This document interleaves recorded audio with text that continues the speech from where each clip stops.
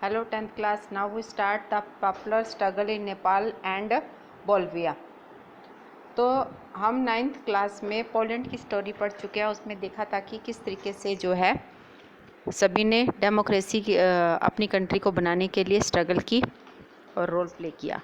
आज हम बात करेंगे movement for democracy in Nepal. Nepal में किस तरह की मूवमेंट चली डेमोक्रेसी के लिए। Nepal witness an extraordinary popular movement in April 2006। April में जो मूवमेंट अप्रैल 2006 में नेपाल के अंदर मूवमेंट चली थी।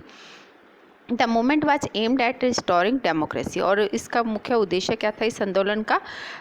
देश में लोकतंत्र लाना। Nepal, you might recall, was one of the third wave countries that had won democracy in 90। ये थर्ड वेव थी नेपाल, जो कि 1990 के अंदर इन्होंने अपने देश को लोकतंत्र किया, लोकतांत्रिक देश बनाया। Although king formally remained the head of the state, राजा केवल स्टेट का हेड था और रियल पावर जो थी वो जो चुना गया था रिप्रेजेंटेटिव लीडर उसके हाथ में थी। किंग जो विजेंद्रा था who had accepted this transitions from absolute मोनेचरी to constitution मोनेचरी, और जो राजा विजेंद्रा थे उन्होंने इसको एक्सेप्ट कर लिया था पूर्ण रूप से, और was killed in mysterious massacres of royal family in 2001, और 2001 के अंदर जो है इसको मार दिया गया था। किंग जो जैनेन्द्र थे, the new king of Nepal, जो नेपाल के नए राजा थे, was not prepare to accept democratic rule, और वो डेमोक्रेटिक रूल को एक्सेप्ट नहीं कर रहे थे।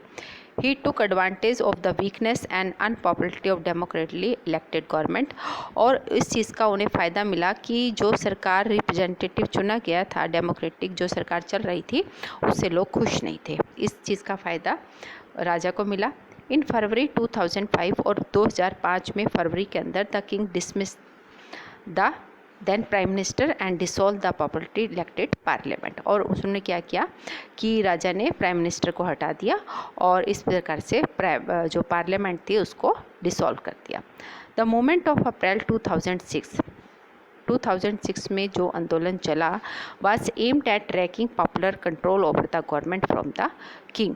तो इसमें जो मूवमेंट चली थी इसका मेन उद्देश्य था कि सरकार का राजा का जो सरकार पे अधिकार था उसको दूर करना था, इसलिए ये आंदोलन चला। काफ़ी लोगों ने बढ़ चढ़कर जो है इसमें हिस्सा लिया। All the major political parties in the parliament formed 7 party alliance, SPA के नाम से जानते हैं। बहुत सारी मेजर पार्टियां थी जिन्होंने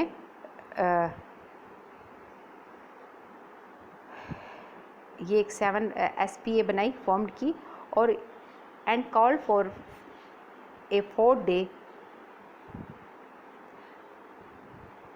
स्ट्राइक इन काठमांडू, और इन्होंने 4 दिन तक जो है हड़ताल की काठमांडू में। द कंट्री जो नेपाल कंट्री की कैपिटल है। This protest soon turn into an identified strike in which most insurgent and various other organization join hand, और इसको इस स्ट्राइक की वजह से और जो दूसरे मस्ट इंसर्जेंट थे और दूसरी ऑर्गेनाइजेशन थी उसने इनके साथ हाथ मिलाया, ये भी शामिल हो गए। People defied curfew and took to street, लोगों ने जो है कर्फ्यू को तोड़ा और सड़कों पर आ गए। The security force found themself unable to take one more than a lakh people who gathered almost every day to demand restoration of democracy, और जो फोर्स लगाई गई थी उनको रोकने के लिए वो उनको हैंडल नहीं कर पाई, क्योंकि प्रत्येक दिन लाखों लोग जो है सड़कों पर उतर आते थे लोकतंत्र की डिमांड के लिए। The number of protest reach between 3 and 5 lakh on 21 अप्रैल, 21 अप्रैल को 3 से 5 लाख पीपल जो है पहुंच गए थे इसलिए। And they served an ultimatum to the king, और उन्होंने राजा को चेतावनी दे दी। The leader of the movement, जो उस मूवमेंट का नेता था, rejected the half hearted concessions made by the king, राजा ने जो डिफरेंट प्रकार के कंसेशन दिए उसको उन्होंने इनकार कर दिया लेने से। They struck to their demand for restoration of parliament, कि उनकी डिमांड यही थी कि जो है लीडर चुने जाए और पार्लियामेंट बनकर तैयार हो। Power to an all party government and a new constitution assembly, और वो चाह रहे थे की सरकार के हाथ में जो है पावर आए और एक नया कॉन्स्टिट्यूशन असेंबली बने। ऑन 24 अप्रैल 2006 को the last day of ultimate, और 24 अप्रैल 2006 को जो है ये अंतिम चेतावनी थी राजा के लिए। The king was forced to concede all 3 demand, राजा को प्रेशराइज किया जा रहा था 3 मांगे पूरी करने के लिए। The SPA choose Girija Prasad Koirala as the new prime minister of interim government, और जो CPA पार्टी थी उन्होंने गिरजा प्रसाद कोइराला को जो है अपना प्रधानमंत्री स्वीकार कर लिया था उस सरकार के लिए कि हम इनको मतलब चुनाव कर लिया था। The restored parliament meet and pass law taking away most of the powers of the king, तो इस प्रकार से जो है पार्लियामेंट मिली और नया कानून पास किया गया। राजा के पास क्या क्या पावर होनी चाहिए और क्या पावर नहीं। The SPA and the most came to an understanding about how the new constitution assembly was going to be elected. इस प्रकार से SPA जो 7 पार्टी थी वो और मोस्ट की पार्टी ने मिलकर जो है यह निर्णय लिया कि नया कॉन्स्टिट्यूशन असेंबली जो है किस तरीके से इलेक्टेड होगी। This struggle came to be known as Nepal second movement for democracy, और ये जो संघर्ष चल रहा था इसको हम जो है नेपाल सेकेंड मूवमेंट के नाम से जानते हैं। The struggle of Nepal people is source of inspirations to democracy all over the world. इस प्रकार से जो नेपाल में मूवमेंट चली, लोगों का ने जो संघर्ष किया था, ये पूरे विश्व में जो है एक सराहनीय कार्य था। तो ये थी नेपाल में मूवमेंट कब चली और कब किस तरीके से डेमोक्रेटिक कंट्री कब बनी। अब बात करेंगे बोल्विया की। Bolivia water war, the story of Poland and that of Nepal. हमने पोलैंड की स्टोरी भी पढ़ी, नेपाल की स्टोरी भी पढ़ी कि वहाँ के लोगों ने किस तरीके से संघर्ष किया और कैसे जो है डेमोक्रेसी सेटअप की। But the role of popular struggle does not come to an end with the establishment of democracy. हम पॉपुलर स्ट्रगलर की जो रोल को इग्नोर नहीं कर सकते हैं with the establishment of democracy में। People's successful struggle against privatizations of water in Bolivia remind us that popular struggles are integral to the working of democracy। यहाँ बोल्विया में जो लोग स्ट्रगल कर रहे थे उनका मेन क्या था, पानी के लिए लड़ रहे थे, क्योंकि पानी जो है उसको प्राइवेटाइजेशन कर दिया गया था जिसकी वजह से लोग काफ़ी परेशान थे। तो इसके अगेंस्ट जो है लोगों ने आवाज़ उठाई। बोल्विया जो एक पुअर कंट्री है लैटिन अमेरिका की। The World Bank pressured the government to give up its control of municipal water supply. World Bank ने सरकार को कहा था कि भी वो वाटर सप्लाई जो म्यूनसिपल वाटर सप्लाई है उसको नियंत्रण करे। The government sold this right for the city of Cochabamba to a multinational company. और सरकार ने क्या किया कि उसको नियंत्रण नहीं कर पा रहे थे, तो सरकार ने क्या किया कि इसको जो है एक मल्टीनेशनल कंपनी को वो water municipal water supply sell कर दिया। The company immediate instate the price of water. जैसे ही मल्टीनेशनल कंपनी ने इसको खरीदा तुरंत बाद इसने पानी के रेट को बढ़ा दिया, 4 गुना कर दिया। Many people received monthly water bill of thousands in a country. और बहुत सारे ऐसे लोग थे जो जिनका मंथली जो बिल आ रहा था पानी का वो 1000 रुपये था। वेयर एवरेज इनकम, जिसकी केवल 5000 रुपये इनकम है और वो 1000 रुपये पानी का बिल भरे तो उसके लिए बहुत बड़ी प्रॉब्लम क्रिएट हो गई थी। तो इसीलिए ये जो है मूवमेंट चली, प्राइवेटाइजेशन किया गया था इसकी वजह से। तो ये थी बोल्विया की। बोल्विया में ये मूवमेंट किस लिए चली, क्या कारण था। In January 2000 a new alliance of labour, human right and community leader organize a successful 4-day general strike in the city. तो जनवरी 2000 में लेबर जो थे उन्होंने मिलकर एक ऑर्गेनाइजेशन बनाया। ह्यूमन राइट वालों ने, कम्युनिटी लीडर ने, इन्होंने 4 दिन की स्ट्राइक शहर के अंदर कर दी। Government agree to negotiate and strike was called off. सरकार ने जो है उनकी बात से सहमत हुई और स्ट्राइक को बंद करवाया। येट नथिंग हैपेंड, पर फिर भी कुछ नहीं हुआ। The police resorted to brutal repressions when the aggressions was started again in February. जब कुछ भी नहीं हो पाया तो लोगों ने फिर, पुलिस ने जो है जो फरवरी के अंदर फिर दोबारा से ये मूवमेंट स्टार्ट हुई तो पुलिस वालों ने उनको रोकने की कोशिश की। अनदर स्ट्राइक फॉलोड इन अप्रैल में दूसरी स्ट्राइक फॉलो हो गई and the government imposed Martel law. तो सरकार ने जो है एक मार्टेल लॉ लागू कर दिया। But the power of people force to official of the multinational to flee the city and made the government concede to all the demand of the protester. परंतु जो लोग थे उन्होंने मल्टीनेशनल कंपनी को मतलब बाहर निकालने की शहर से ये बाहर निकले ताकि इनका जो अधिकार है वो ख़त्म होए और सरकार जो है इनको प्रोटेस्ट करे।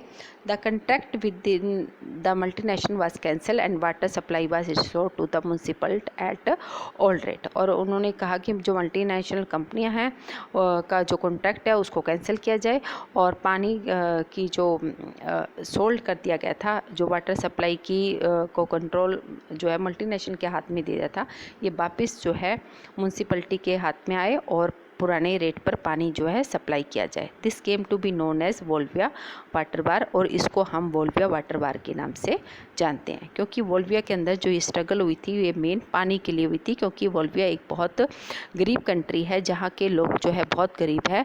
जिस पर्सन की 5,000 रुपया मंथली इनकम थी वो 1,000 रुपया वाटर का बिल पे कर रहा था जब मल्टीनेशनल कंपनियों को जो है म्यूनसिपलिटी की वाटर सप्लाई जो है सोल्व कर दी गई थी। तो ये सिचुएशन बनी थी, इसके लिए लोगों ने काफ़ी संघर्ष किया जिसको हम वोल्विया वाटर बार के नाम से जानते हैं।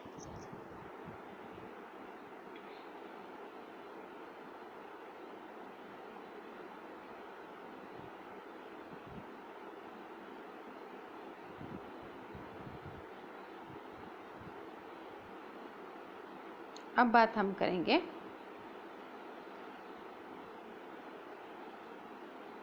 Democracy and popular struggle. लोकतंत्र में पॉपुलर स्ट्रगल क्या क्या हुई। दो स्टोरी हमने नेपाल की और बोल्विया की पढ़ी। इन्होंने जो है जो नेपाल के अंदर डेमोक्रेसी एस्टेब्लिश करवाना चाहते थे और बोल्विया के अंदर जो है सरकार से जवाबदेही ली जा रही थी कि किस तरीके से उन्होंने जो है क्यों पानी को जो है प्राइवेटाइजेशन किया।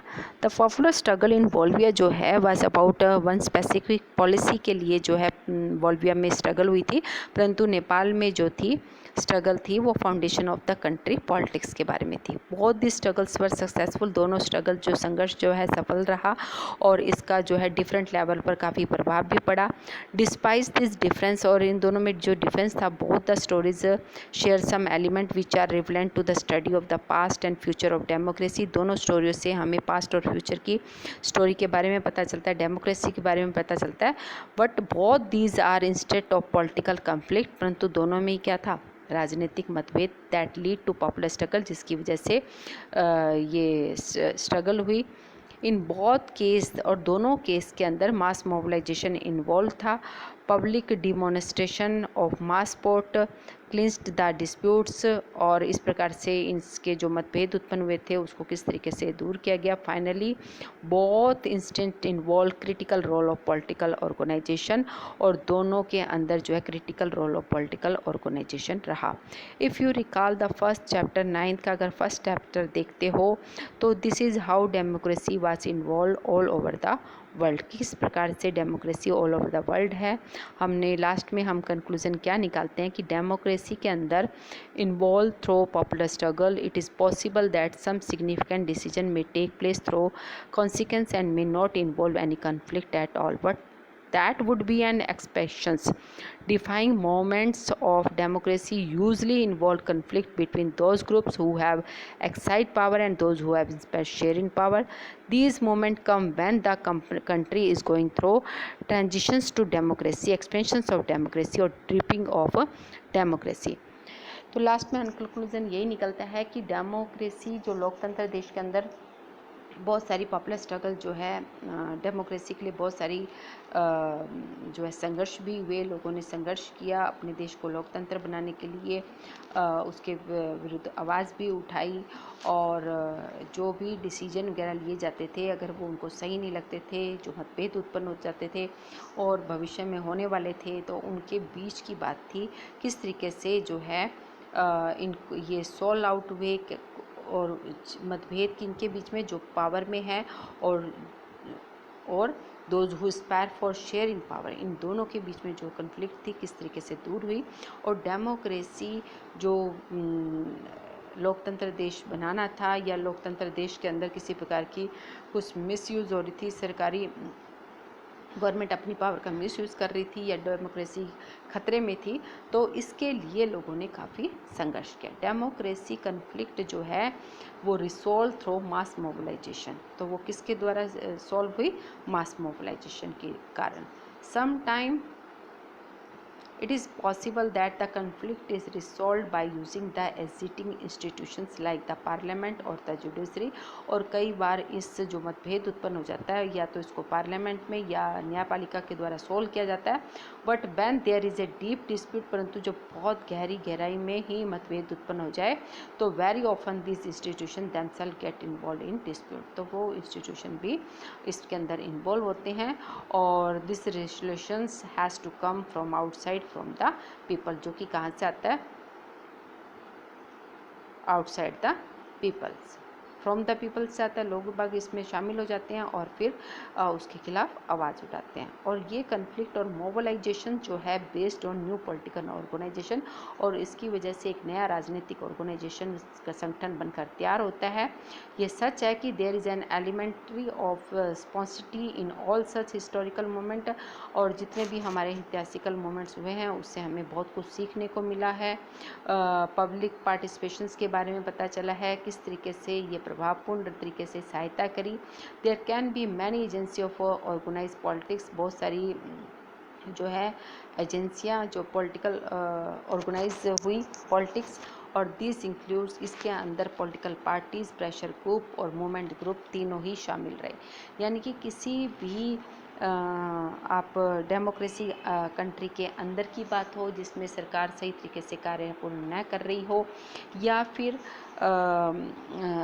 राजा मोनर्ची राज हो और डेमोक्रेसी लाना चाहो, या डेमोक्रेसी खतरे में हो, तो इसमें राजनीतिक पार्टियां और प्रेशर ग्रुप और मूवमेंट्स ग्रुप सभी जो है पार्टिसिपेट करते हैं, ताकि जो है उस चीज़ के खिलाफ आवाज़ उठाई जा सके और उस चीज़ को दूर किया जा सके जो मतभेद उत्पन्न हो गए हैं।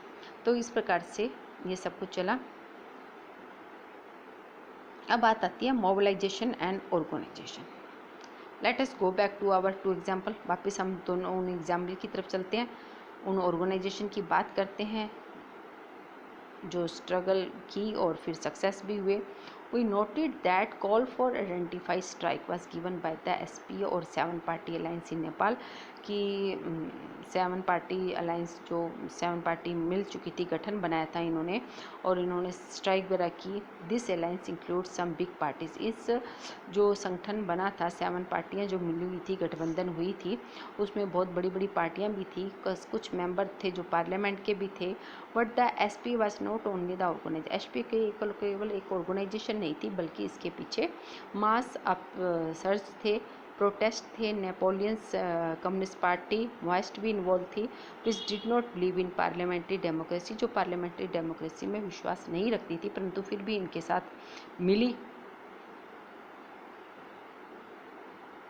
Party was involved in armed struggle against the Nepali government and established its control over large party of Nepal, और ये उस सरकार के नेपाली गवर्नमेंट के विरुद्ध भी थी और इन्वॉल्व उनके साथ संघर्ष में जो है शामिल हुई, और उसके बाद उन्होंने बहुत बड़ी पार्टी के रूप में नेपाल में अपना कंट्रोल भी स्थापित किया।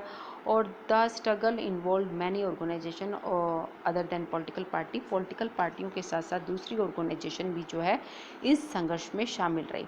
उसमें कौन था? All the major level union थी, लेबर यूनियन थी, and their federation joint this movement, और उनकी फेडरेशंस भी इस मूवमेंट में शामिल हुई।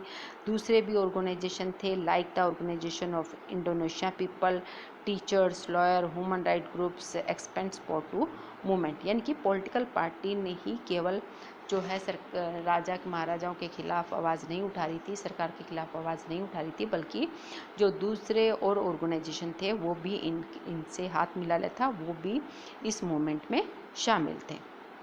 तो इस प्रकार से केवल एक पॉलिटिकल पार्टियां ही जो है स्ट्रगल में इन्वॉल्व नहीं, बल्कि प्रेशर ग्रुप्स, मूवमेंट्स ग्रुप्स, ये सभी भी उनमें शामिल थे। ठीक है, तो ये है आज का टॉपिक किस तरीके से नेपाल में मूवमेंट हुई डेमोक्रेसी के लिए। बोल्विया में जो मूवमेंट हुई थी वो वाटर के लिए हुई थी, पानी के लिए हुई थी। और जो मूवमेंट कोई भी चलती है, पॉपुलर स्ट्रगल्स होती है, उसमें केवल पॉलिटिकल पार्टी ही इन्वॉल्व नहीं होती, बल्कि मूवमेंट्स ग्रुप्स और प्रेशर ग्रुप्स पॉलिटिकल पार्टी के साथ इन्वॉल्व रहते हैं। तभी जो है किसी भी जो भी हम आंदोलन चलाते हैं वो तभी सक्सेस होता है जब सब मिलकर जो है एक साथ एक ही उद्देश्य पे काम करें। तो ये आज आपका टॉपिक, आप इसको पहले लेक्चर को ध्यान से सुने और फिर इससे रिलेटेड नोट्स जो है अपने रजिस्टर में नोट करें।